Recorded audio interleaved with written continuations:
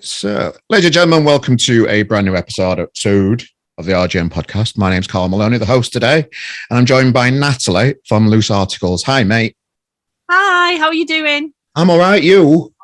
Yeah, good. Lovely. So all the other girls are at work today, and is it your day off or something, or you've got the life of leisure? Yeah, I get Fridays off, what's quite nice. So yeah, it's good. But yeah, they're all grafting. Okay, fair enough. Well, thanks for joining us down on the podcast today. I've been seeing the name Loose Articles all over the place over the last year or so. And I first became aware of the band when Neil Winward, a mate of mine, a photographer, he had this T-shirt on and it looked like a Stella T-shirt. And I looked at it closer and it didn't say Stella Artois on it. It said Loose Articles on it.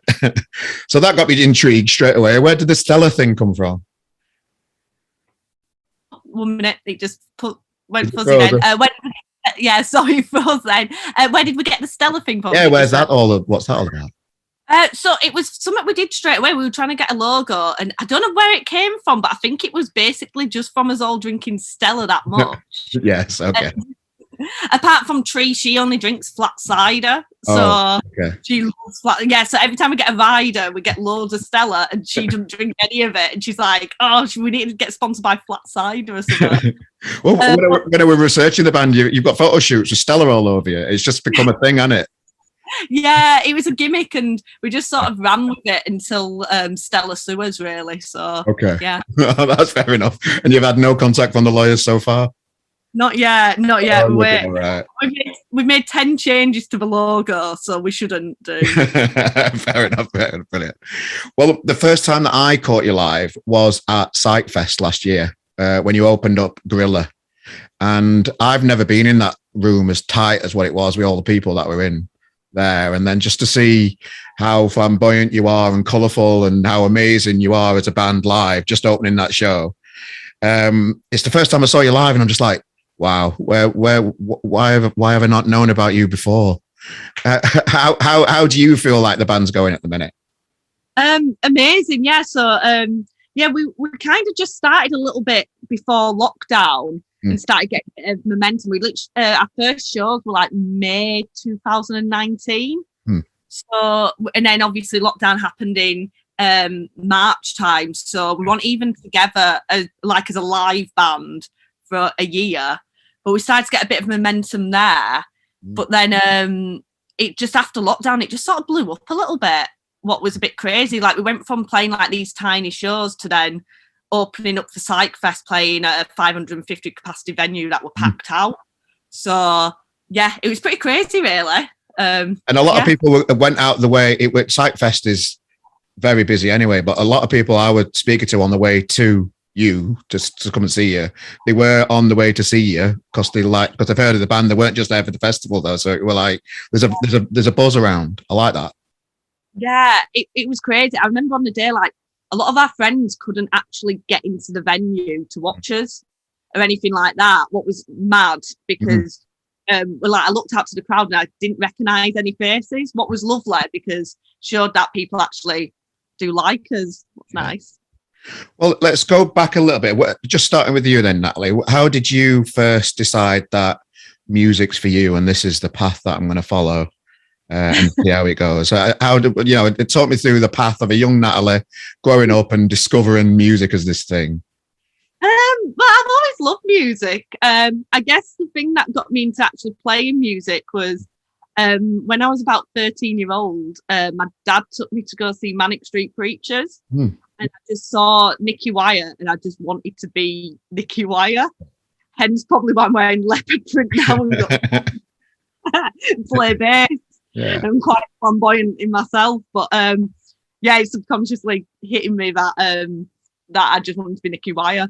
So that actually got me into like wanting to play bass. But I don't like make music inspired by them or anything. It's just I just thought it was really cool. Like a cool instrument, and from that been in a few other bands and things like that, but then I sort of after a few bands weren't working out as well as I wanted them to, so I gave up music for a few years and then Loose Articles happened by accident, so yeah. Yeah. So by accident. So just how did it happen? You know, you weren't, you didn't just all fall into the same rehearsal room, I presume, unless. Well, after my successful run of getting kicked out of 3 bands in 1 year, Oh, that's when I okay. decided, that's when I decided to be like, right, music's not for me. Can't be bothered with it now. I'm causing too much havoc in the music industry, obviously. And then a Why few did they kick, years why did they later, kick you out? I can't let that go. various Go on, reasons. let's have them. List them. The first band said I wasn't good enough at playing bass, so they kicked me out. Okay. I know. Look at me now. And then the other ones, one of them I just didn't end up showing up to practice just because I didn't feel like it that much. Yeah. So I got kicked out. That was fair play, to be honest with you. I couldn't be bothered. Okay. And then another one, I just had a little feud with one of the members. So yeah, that's it. Okay. But yeah, but I'm still mates with them all now. So Yeah, sure. Yeah. Yeah. So how did you meet the girls then? Were they in other bands as well? Did you, just No. talk us through how you met? So the other girls have never been in a band before, Loose Articles. So this is their first band. Basically, we were all really good mates before Loose Articles and been mates for years upon years. And just one day, Tree just turned around, who's the rhythm guitarist and singer.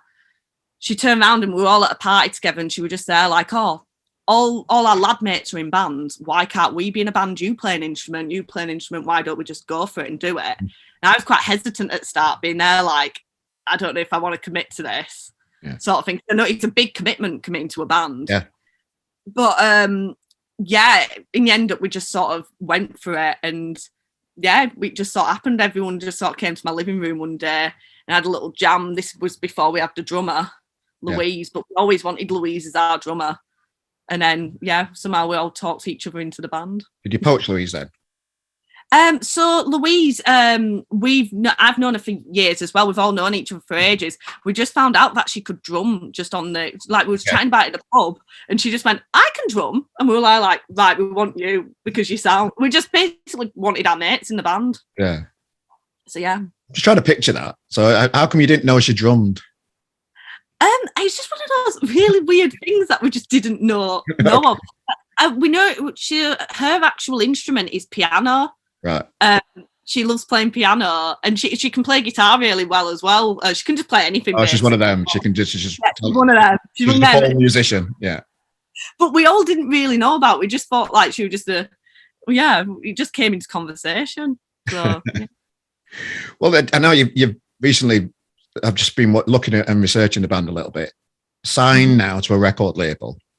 What does that actually mean these days, being signed to a record label? Because a lot of people do get signed, and you just like, and then nothing happens.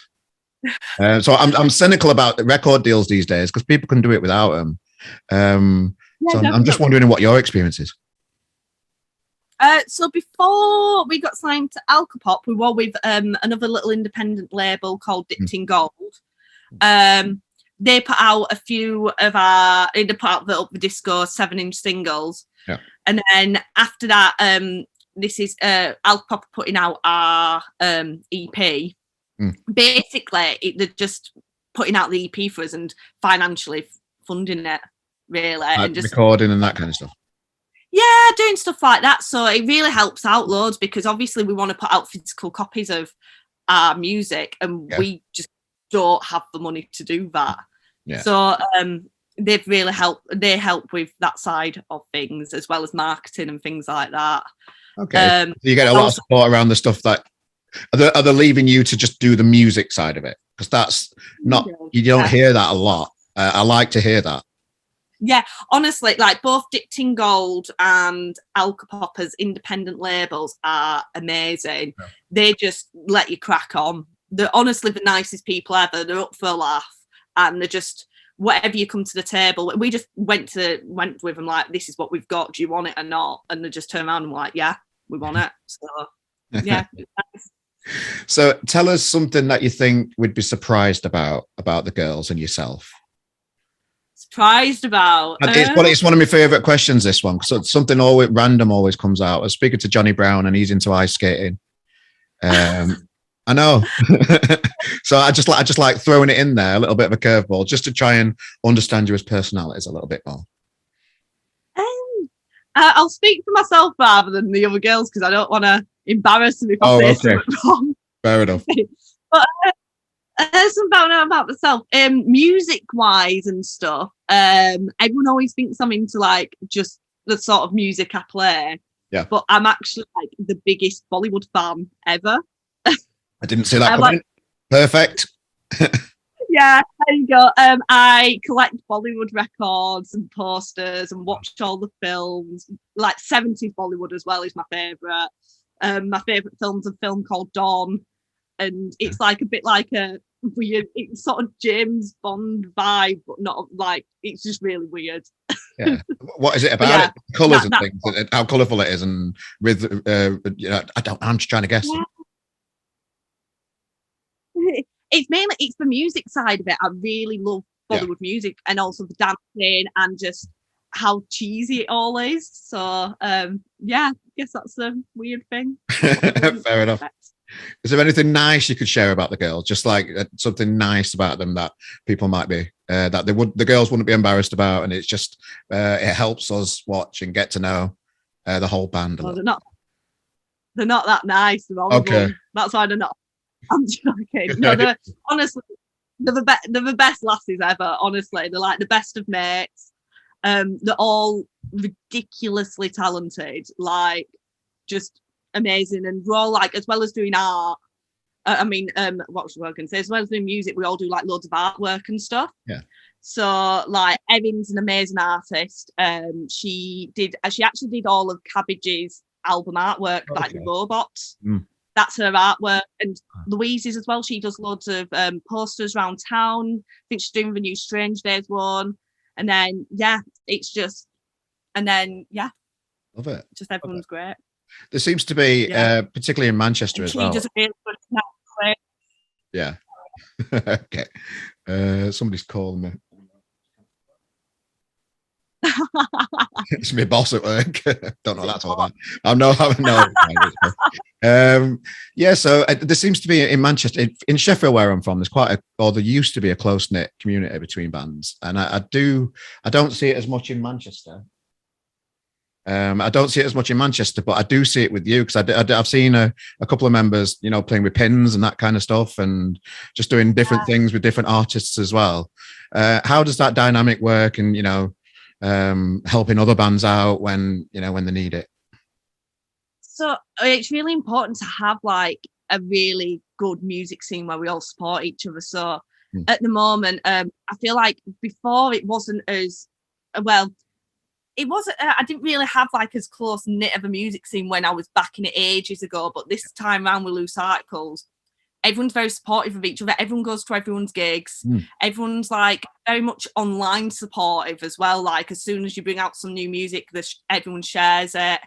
Everyone's just really lovely. And I feel like, I feel like the scene is getting really good at the moment. Like we're really close friends with obviously the Pins lot, because Erin was filling in for Lois while she was having a kid for Pins, and then Red Stains, we absolutely love them. Yes. Then there's like Document, Deaf, Nara. There's like loads and loads of bands who we absolutely love, and we all make sure we try to get down to all the gigs as well to try and just support each other. Yeah, I think the last time I saw you all out and about, you wouldn't have known who I was, but I was at the Blinders gig just at Night and Day.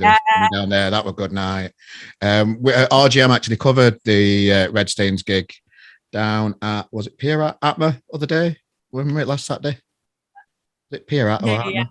I can't remember where it was. Yeah, there was Pierre. I popped over to him after. It was my mate's birthday, and I managed to catch the DJ set at Big Hands after. Yeah. So yeah, they're great. And then obviously Blinders are great, and all the Cabbage lot were great as well, and stuff like that. So yeah, we all try and be as good tight knit as possible. I do see it getting stronger, the Manchester music scene, when you just there's always somebody from other bands supporting other ones. The music industry needs that, particularly after lockdown and all the damage that the virus did to the industry and that kind of stuff. It's great to see that coming out as a positive thing after not being able to do what we love for a while. I know. Yeah, it's nice. We're all very deprived of live music for a long time. So as soon as like I remember when like you could go to a proper gig again, the ones what weren't social distance, and straight away I went down to see Go Express at Yes, just because it was like, right, I need to get to a gig, and they were playing, and they're great lads as well. They're so lovely in the scene as well. But yeah, everyone were just there. Everyone from a band was there supporting them. So I saw them at Sightfest in the basement bits in the Ritz. Yeah, that's a sweaty room to watch a sweaty band, isn't it?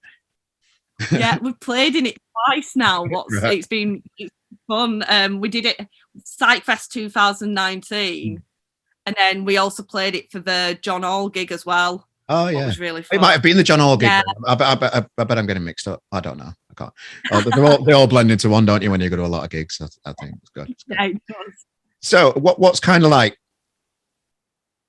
the spirit of the band, and how much fun you are, and how you've branded your band, and how colourful you are on stage, and that. Where's all these ideas come from, and where, and in a bit of a way, it looks mismatched, but it all works when it's all together. I don't know what I'm trying to say. Try and help me out with what I'm trying to say.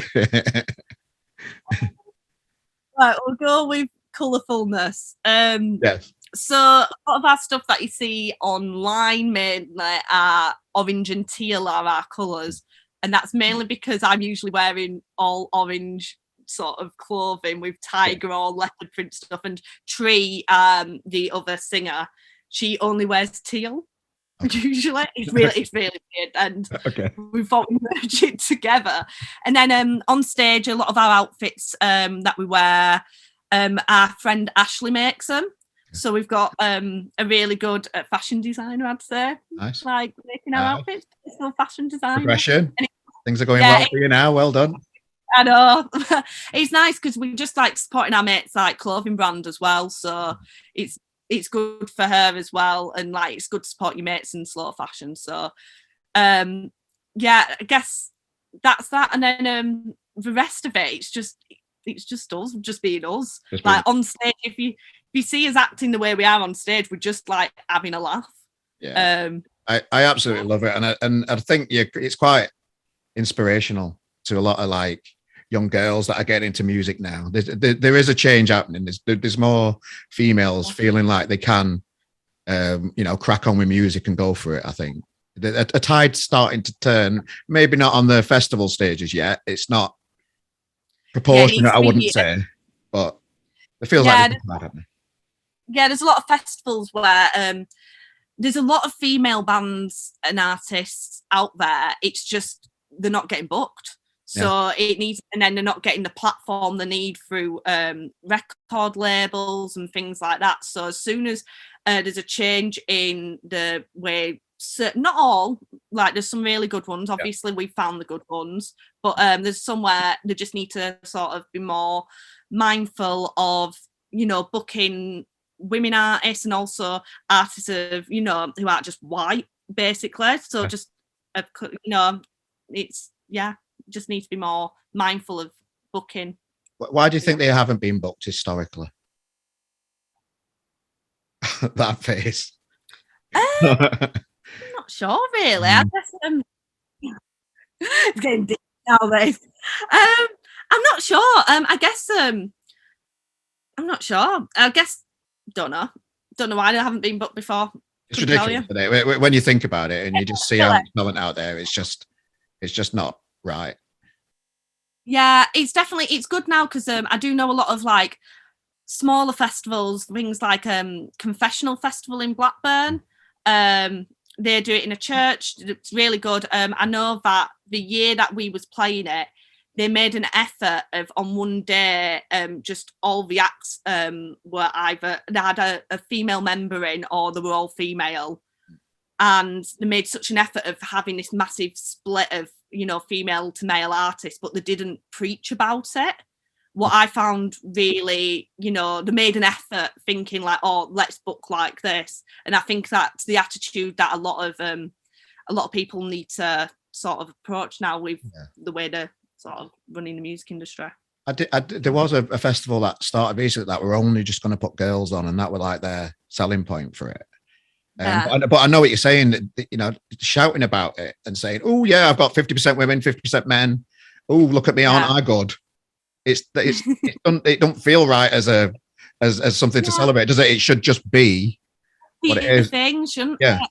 yeah, Yeah, you should do it naturally anyway. I mean, obviously it's great. Like we've been on a lot of good festivals where they do shout out about, oh, this lineup is, everyone in a band has a female musician. That's great. I love it. But then it shouldn't have come to that in the first place. yeah. But yeah. And one thing that I've personally tripped up before because I'm a bit clumsy when I talk and that kind of stuff, and I'd be guilty of saying it, and you just try not to and learn from things that you say by calling female fronted band when I've described female fronted bands. I don't think that's the right way to describe. It's just the band. It should be. Yeah, definitely. Mm. Yeah, we've had it a lot where we've been pigeonholed as just like, oh, what sort of music are they? And they went, oh, they're a girl band. And Yeah. it's like, that's not a genre. Yeah. Like, yeah, it's quite amusing. But I guess everyone at the moment, especially with the way it's changing, everyone's learning and adapting all the time. So if people do slip up and say stuff, not to like, it's just sort of saying like, oh, this is how it should be done, and just people learn from it. Yeah, no, learning. I think it's like, you know, we're all in the industry. We're all here for the right reasons. We just want to celebrate music, and clumsy people like me that describe things wrong now and again, and then learning from it and then not doing it again. That's part of the change, isn't it? Definitely. You should obviously people should say stuff. We've had it before where recently there was an article on about there was talking about us, and I think it was about a gig that we was playing in Warrington, and they were trying to be really positive, and they posted an article saying like, oh, this is an all female lineup, and then they posted, oh, and the really good musicians too, as though to say women musicians might not be good, but these ones are. Okay. So obviously we sort of called them out a bit on it, being like, this isn't the language you should be using, and we got a really, really lovely response off of them, just apologizing, going like, I didn't mean it like that. And it's like, look, at the end of the day, no hard feelings. It's a learning curve. Just for next time, you shouldn't say it in that way. Just be more mindful of how the language you use towards just musicians. Yeah, I'm embracing all the change, because when RGM started, we had about 10 writers at the beginning, and I'd say 9 out of the 10 of them were males. But now we've got more female writers, and we've got 20 of them. So I think it's about 70% female writers writing and enjoying and expressing themselves about music. So I'm enjoying the change. I'm enjoying how it's going. It feels right. It feels good. Definitely. And it's nice to have a platform as well for women writers as well. So it's nice that that you've just got loads of female writers for you. There's loads of females writers that want to do it. They contact you all the time. The majority of them are females that are looking to do it, and the female ones are the stick at it as well, because writing's not easy. And a lot of people, it's not, is it? A lot of people when they like the idea of writing for a magazine, but once they've done a couple of it and they realize it's not a piece of piss, they soon go. See, it feels like the female writers have got more about them. They're willing to work harder and crack on than us lazy males at the minute. That's how it feels for me. It's true. I wouldn't describe us as lazy males. No, that's good. I don't. Yeah, I don't know. It's just what it is. You said it, not me. No, I know. Yeah. It's all good. Yeah. And what's been the best bit of advice that you've received? So it could be from one of the labels you've been under. It could just be a word of advice from a friend. What kind of advice? What's been the best advice for you as a band to help you?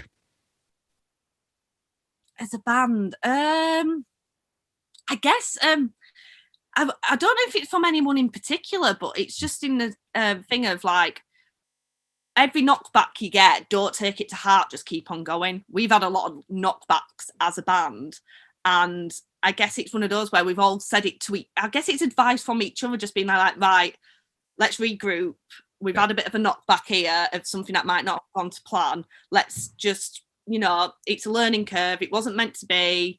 Let's go at it again.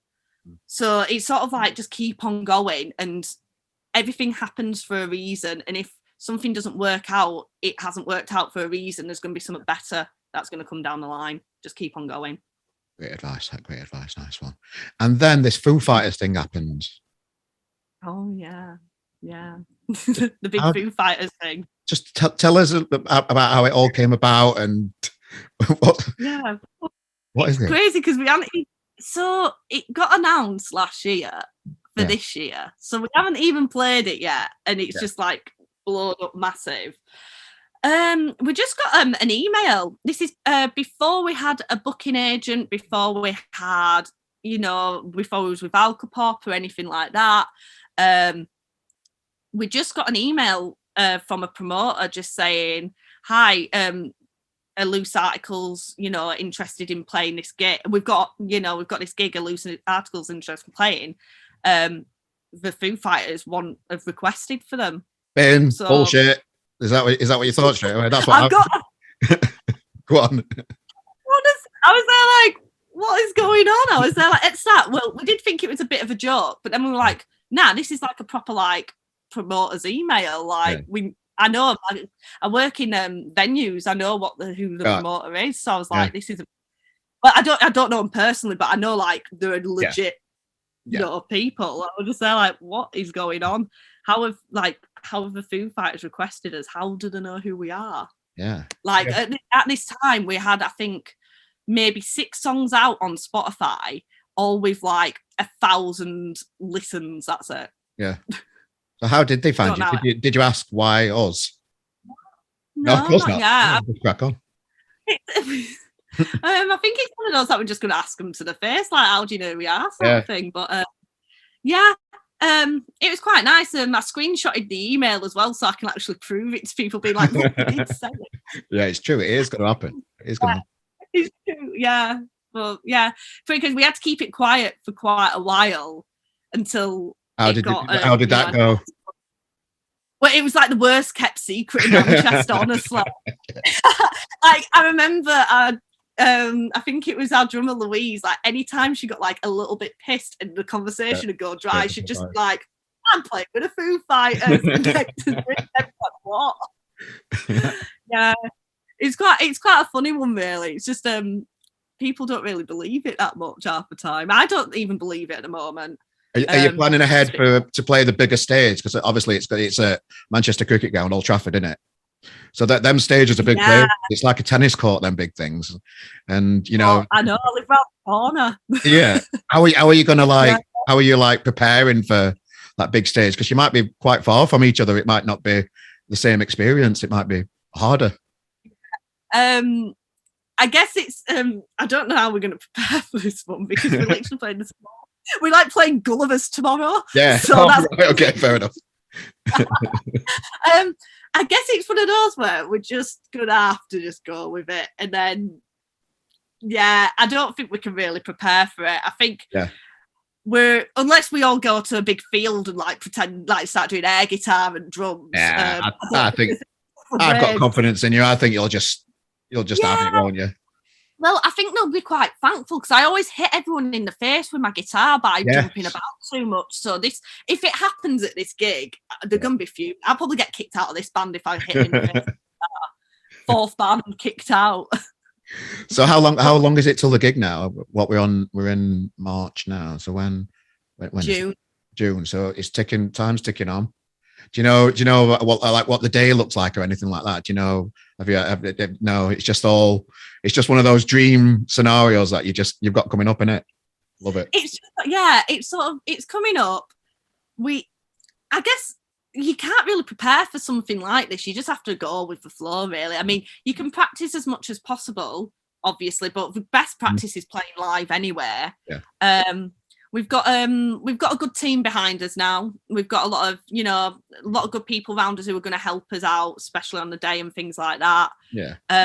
God, I bet you've had everybody offering to help you out on the day, aren't you? Honestly, the amount of crew who we could have got, I reckon we push our guest list sometimes a little bit. We're known for it. Like they say, like, oh, you get 4 people on the guest list. We have at least like 20. Yeah. All down as different members of our crew, and they're just there like, how have you got 5 guitar techs? Yeah. It's needed. It's needed. But yeah, for that one, so many people are like, yeah, we'll come do this. We'll be like, floor tom tech. And I was there like, yeah. What? And you've got a hi-hat tech. My favourite is someone that said like, oh, can I be your set list tech? And I went, what's that then? And they went, oh, we'll just write your set list before. So yeah, a lot of people said they want to help us for that. Yes, one. I can imagine. How have you managed to turn them, like the majority of them, down? Yeah, we'll just sort of laughed at them basically. Okay. Just they're like, no chance. We've got a good crew behind us who we've worked with before. They know our sound, and they'll be fine on the day. So. You mentioned you're playing Gulliver's tomorrow. That's Yarnfest.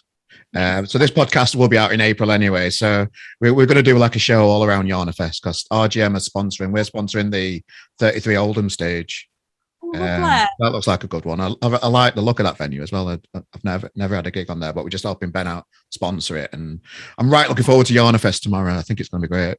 It's going to be so good. And I've got like a busy day ahead of me tomorrow because I've got 2 DJ sets in the gig. So all for Yarnfest over Manchester? I know. Just different things. On the side of all this, I do some DJing. So in the morning, I'm DJing at a fancy bar in Northern Quarter to get a bit of extra cash. Okay. Till about 4 o'clock in the afternoon. And then I'm running over to the festival after that. Get to enjoy a few of the bands then. Yeah. And then play our gig. And then afterwards, we're at night and day doing a DJ set there. Nice. Well, so if you want to come to well, I was going to say I'll pop a pint, a can of Stella in front of you, and if that's all right, and say hello. But is there? So you've got a new single out as well? Yeah, Chaos. Yeah, that's out. I'll put a link on the description of this podcast to your new tunes and that kind of stuff on your website as well for everybody. Tell us about this new tune. So Chaos. We wrote it. Well, Tree wrote the lyrics quite her bit of the lyrics quite a bit ago. It was can you remember the time we had a crazy warm February and everyone's in the beer gardens? Yes. I think that's the last time Yarnfest were on. Yeah. I remember wearing a leather jacket for it and thinking, bad idea. It's going to be, it's red hot. Because I know tomorrow, I've been looking at weather for tomorrow for Yarnfest again. And it looks like it's going to be a bit rainy at morning and it'll be dry later on. But I'm thinking last time I had sunglasses on. It were great. Yeah. So, we always remember in Tree I remember we were sat in a beer garden and she went, this isn't right, this. Yeah. It shouldn't be this warm and all that. So we thought like she had the idea of doing a song about climate change. So that's where, Chaos came from, like the chaotic weather. Yeah. And then my lyric in it, we was at my house just jamming it out, trying to sort stuff out. And it got inspired by, there's a famous statue, I can't remember who it's by though, and it's in Germany, of politicians drowning. Okay. All to do with climate change and and like all like having a meeting and they're all like underwater. Yeah.